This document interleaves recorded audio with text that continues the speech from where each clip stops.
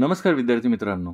काल म्हणजे 23 जानेवारी 2024ला MPSC समन्वय समिती यांनी महाराष्ट्राचे अप्पर मुख्य सचिव महसूल विभाग महाराष्ट्र राज्य यांना एक लेटर दिलेलं आहे, ज्यामध्ये तलाठी भरतीला नॉर्मलायझेशनद्वारे दिलेले गुण चुकीचे असल्याबाबत एक लेटर लिहिलेलं आहे आणि त्यामध्ये त्यांनी आता तलाठी भरती परीक्षा रद्द करण्यासाठी खूप अग्रेसिव्हली फोर्स केलेला आहे. तर काय आहे हे प्रकरण आपण इथे जाणून घेणार आहोत. फक्त एवढं लेटर देऊन ते थांबलेले नाही आहेत, तर त्यांनी याच्याविरुद्ध बॉम्बे हायकोर्टामध्ये PIL सुद्धा दाखल केलेली आहे आणि त्याची आज सुनावणीसुद्धा आहे. तर आपण हे सगळं प्रकरण या व्हिडिओमध्ये जाणून घेणार आहोत. तर काय आहे बघा, काय लेटरमध्ये लिहिलेलं आहे. तलाठी भरतीत 4600 पेक्षा जास्त पदांसाठी जाहिरात प्रसिद्ध करण्यात आली होती. परीक्षेनंतर दिनांक 5 जानेवारी 2024 रोजी आपण सर्व उमेदवारांच्या गुणांची जिल्हानिहाय नॉर्मलाइज मेरिट लिस्ट जाहीर केली होती. निवड यादी जाहीर केल्यानंतर मोठा घोटाळा समोर आला होता.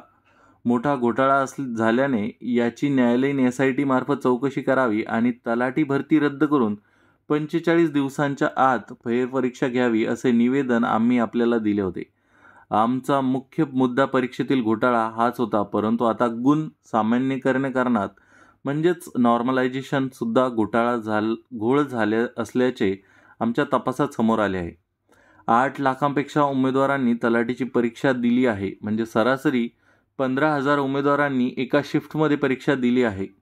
नॉर्मलायझेशनच्या सूत्रानुसार उमेदवारांच्या शिफ्टमधील 0.1% टॉपर उमेदवार म्हणजेच 15,000च्या शिफ्टमधील 0.1 असे अंदाजे 15 टॉपर उमेदवारांचे सरासरी गुण नॉर्मलायझेशन सूत्रात घातले गेले.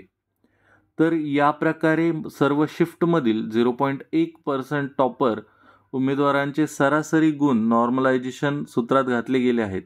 पण आम्ही आधीच्या निवेदनात आपल्याला अनेक टॉपर उमेदवारांवर गुन्हे दाखल आहेत, त्यांना निवड यादीतून बाद करावे लागणार आहे.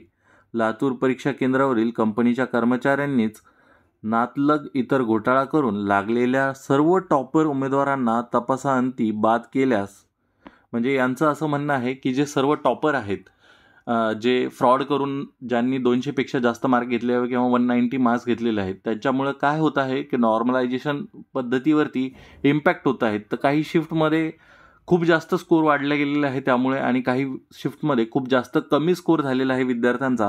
तर तेच इथे आपण जाणून घेणार आहोत. तर घातले गेलेले आहेत.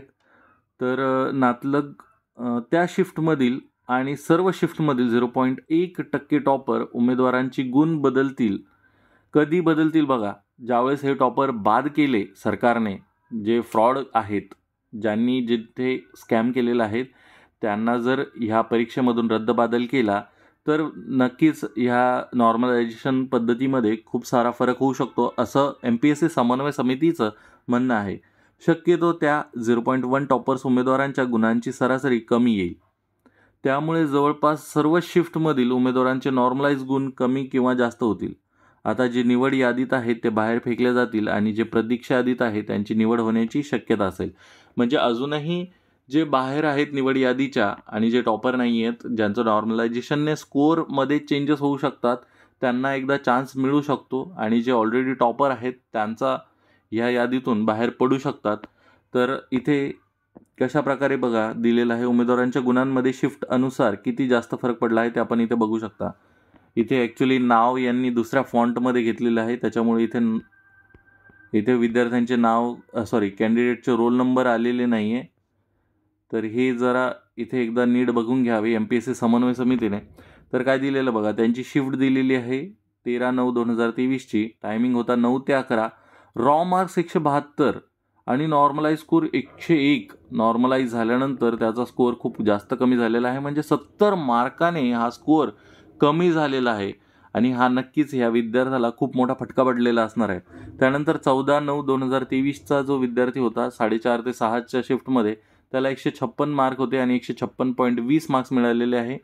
याचे फक्त 0.20 मार्क्स अनचेंज म्हणजे चेंज झालेले आहे. त्यानंतर 14/9लाच 12:30 ते 2:30च्या शिफ्टमध्ये एकाला 144 मार्क्स पडले आहे, त्याला 147 स्कोर झालेला आहे, म्हणजे त्याचे 3 मार्क्स वाढलेले आहे. आणि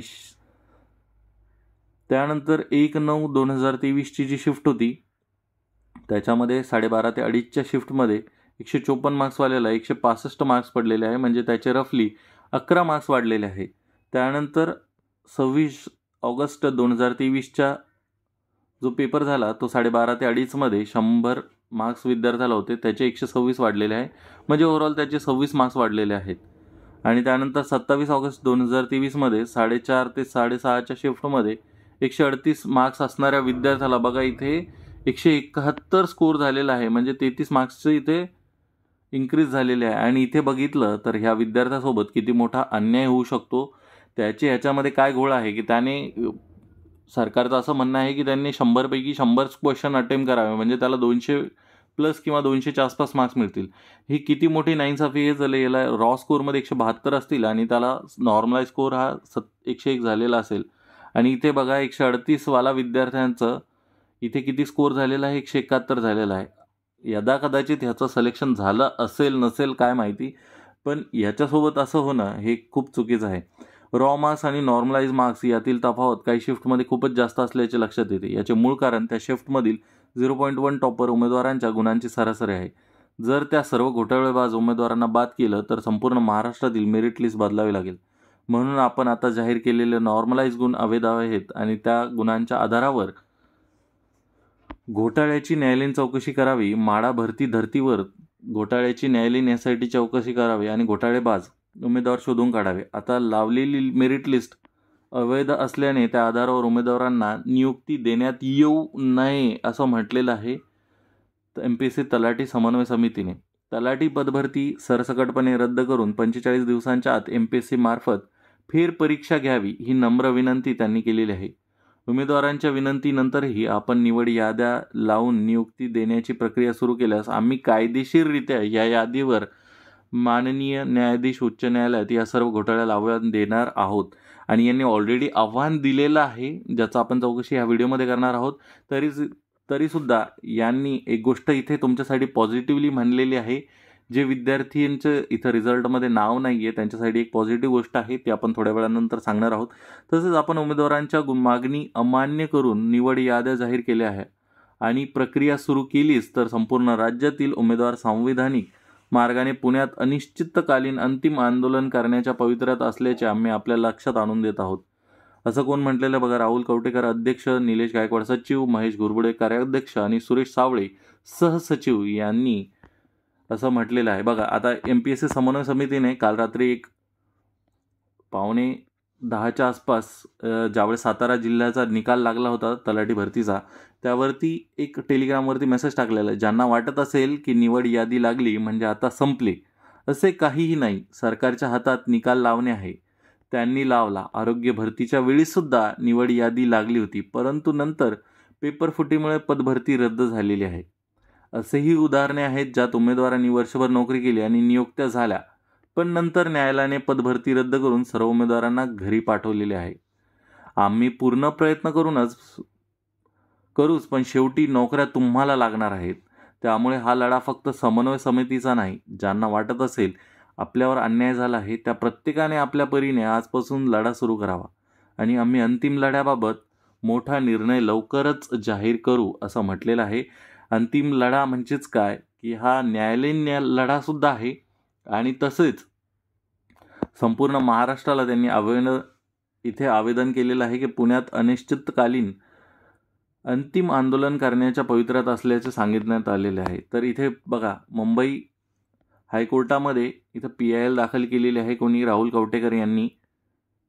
त्याचा सेपरेट व्हिडिओ मी बनवलेला आहे, तरी इथे शॉर्टमध्ये सांगतो की जी MPSC समन्वय समितीने इथे मुंबई उच्च न्यायालयामध्ये PIL दाखल केली होती आणि त्या कशा संदर्भात होती ही, तर तलाठी भरती आणि इतर घोटाळ्याबाबत केलेल्या याचिकेवर मुंबईत उद्या न्यायालयातील न्यायाधीशांच्या पीठासमोर सुनावणी आहे असं म्हटलेलं आहे. ही बघा ही केस नंबर आहे. जर तुम्हाला याचा ट्रेक हवा असेल तर मुंबई कोर्टामध्ये जाऊन हे केस नंबर, ही फायलिंग नंबर आणि बाकीच्या गोष्टी जर फीड केल्या तरी तुम्हाला इथे कळेल की कधी त्याची सुनावणी आहे. तर मुंबई हायकोर्टाच्या ह्याच्यावरती जाऊन तुम्ही सुद्धा याचा रेकॉर्ड ट्रेस करू शकता. आणि अजूनही चान्सेस आहेत, जर ह्या भरतीमध्ये घोटाळा उघडकीस आला तर आरोग्य भरतीसाठी आरोग्य भरतीसारखी ही भरतीसुद्धा रद्द होऊ शकते. पण ह्याच्यावरती मध्यम मार्ग सरकारने आधीच निवडायला हवा होता, की ह्याची न्यायालयीन चौकशी करून जे घोटाळेबाज आहेत त्यांना बाहेर काढावे. कारण की जेन्युइन विद्यार्थीवरती खूप अन्याय होत आहे आणि दिवसांदिवस ह्या पदभरत्या जर रद्द होत गेल्या तर अजून 5-6 वर्ष काही पदभरती होणे शक्य दिसत नाहीये. तर त्यामुळे सरकारने एक कठोर कायदा करून विद्यार्थ्यांच्या हिताचं इथं बघणं खूप जास्त गरजेचं आहे. स्वतःचंच फक्त रेटून न नेता विद्यार्थ्यांसाठी काहीतरी एक कायदा करून जे आता तलाठी भरतीमध्ये बोगस कॅन्डिडेट घुसलेले आहे त्यांना इथे बाहेर फेकून त्यांच्यावरती अशी कारवाई करा की परत कोणीही यामध्ये गैरप्रकार करण्याचा धाडस करणार नाही. आणि तसंच रिवाईज MPSC समन्वय समितीच्या सजेस्ट केल्यानुसार रिवाईज रिझल्ट नॉर्मलाइज गुण हे विद्यार्थ्यांचे लावण्यात यावे अशी मी अपेक्षा करतो की ह्या गोष्टी सर्व लवकर घडून याव्यात, जेणेकरून या विद्यार्थ्यांचा जो खोळंबा चाललेला आहे आणि सरकारची ही रिझल्ट लोटण्याची रेटारेटी चालू आहे त्यावरती कुठेतरी मध्यम मार्ग निघेल आणि काहीतरी विद्यार्थ्यांच्या बाजूने हा निकाल लागेल अशी मी अपेक्षा करतो. ह्या व्हिडिओमध्ये एवढंच. जय हिंद, जय महाराष्ट्र, धन्यवाद.